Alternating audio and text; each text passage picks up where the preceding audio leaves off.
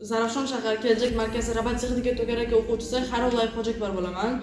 Men Enter ijodkorlikdan robot o'yinini loyihasini tuzdim. Bunda maqsad bolalarni fikrini jamlash va bolalarning fikrini mustahkamlash.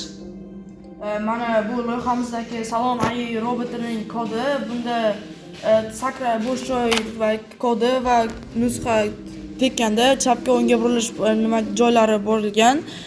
Batareyka 2 ning AI robotining mana kodi, bu yerda bo'sh joy va chapga o'ngga burilish berilgan kodi. Batareya 2 kodi. Bunda nusxa yaratish va o'yinchiga Salom AI robotga tekkanda o'yinni, ya'ni ball qo'shish ko'rsatilgan. Batareya 2.1 kodi. Bunda o'yinchi nusxa yaratish va o'yinchiga tekkanda quvvat tugadi deb e'lon qilish ko'rsatilgan. Endi biz mana bu robot o'yinimizni o'ynab ko'rsamiz. Mana boshlash.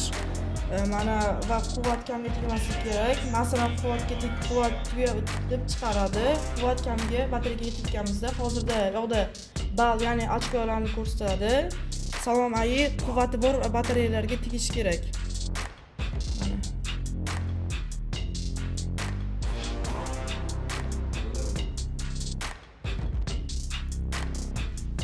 Agar Salom AI quvvati yo'q batareyaga tekkanda shunday ovoz chiqaradi.